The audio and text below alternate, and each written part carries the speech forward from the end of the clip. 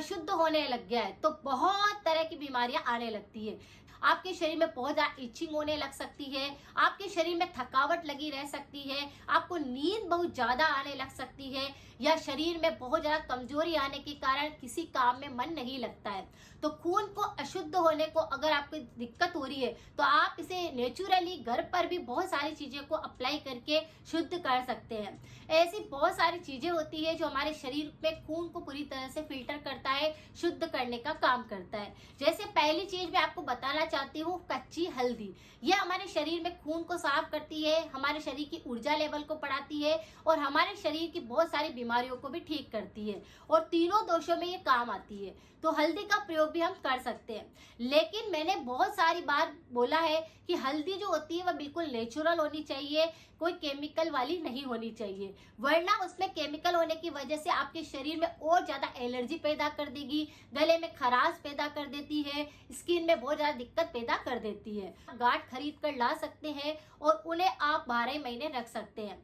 उसका पाउडर बना करके भी आप इस्तेमाल करते हैं तो बहुत अच्छी है, वरना बाजार में जो कच्ची हल्दी आती है उसका प्रयोग भी आप कर सकते हैं।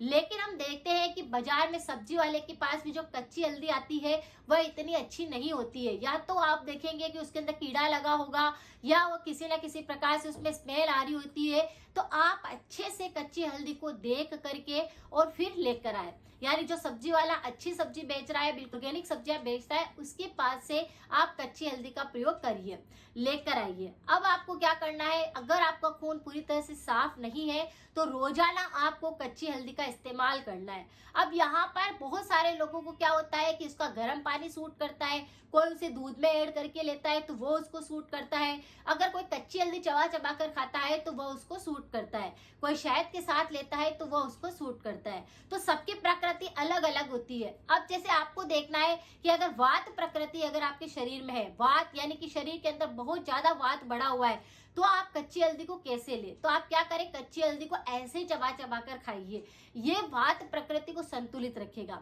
दूसरा, अगर आपके कफ प्रकृति है तो आप उसका पानी बनाकर लीजिए, वह आपके कफ दोष को भी संतुलित रखेगा और आपके कफ को पूरी तरह से बिगड़ने नहीं देगा, इसीलिए वो क्या करेगा, वो हल्दी आपकी काम करेगी। तीसरा है, अगर आपकी पित्त प्रकृति है तो हम क्या करते हैं, पानी पिएंगे तो भी पित्त बढ़ सकता है, ऐसे कच्चा चबाकर खाएंगे तो भी एसिडिटी हो सकती है। तो पित्त प्रकृति वाले को उसके अंदर शहद ऐड करके लेना है। तो इस तरह से अपनी प्रकृति को समझकर आप कच्ची हल्दी का इस्तेमाल करते हैं तो वह शरीर में जा करके आपके शरीर को डिटॉक्स करती है, खून को डिटॉक्स करती है और जल्दी से आपको ठीक कर देती है। लेकिन उपाय उसी तरह से होना चाहिए कि अपनी प्रकृति को समझना है, हमें कौन सा उपाय सूट करेगा वह देखना है। दूसरी चीज जो होती है खून को साफ करने के लिए, वह होती है नीम। नीम के कुछ पत्तियां ला करके आप पानी के अंदर बॉईल करके एक घूंट पानी भी अगर ले लेते हैं तो वह बहुत अच्छा काम करती है। लेकिन उसकी जगह बहुत सारे ऑप्शन है, जैसे नीम की घनवटी गोली आती है वह आप ले सकते हैं, नीम की छोटी छोटी पत्तियों की गोली बनाकर ऐसे आप पानी के साथ निकल सकते हैं, या नीम के कुछ कच्ची पत्तियों को आप चबा चबा करके भी खा सकते हैं। तो इस तरह से नीम को भी अगर आप खाते हैं और इस चैत्र महीने में खाते हैं तो खून पूरी तरह से साफ रहता है, डिटॉक्स होता रहता है और कोई भी आपको बीमारी नहीं आती। तो बहुत सारी ऐसी चीजें होती है जो नेचुरली आप आपके शरीर को फिल्टर करने के लिए, डिटॉक्स करने के लिए ले सकते हैं, लेकिन अपनी प्रकृति को समझकर। खून अशुद्ध जब होता है तो शरीर में अनगिनत रोग आने लगते हैं और हमें पता भी नहीं चलता है।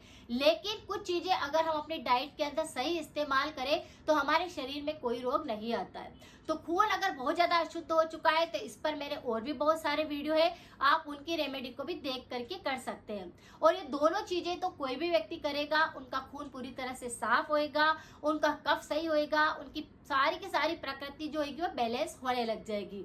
तो आप इस तरह से कर सकते हैं। अगर आपको खून साफ करना है, डिजीज बहुत ज्यादा हो रही है, आपको लग रहा है कि शरीर में बहुत सारे रोग आ रहे हैं, दर्द आ रहे हैं, तो आप इसका इस्तेमाल कर सकते हैं, क्योंकि नीम भी दर्द को खत्म करता है, हल्दी भी दर्द को खत्म करती है, थकान को दूर करती है और रोग प्रतिरोधक क्षमता इससे बढ़ने लगती है। तो सिर्फ दोनों ही चीजों को भी अगर आप शामिल करेंगे तो भी आपको बेनिफिट मिलेगा।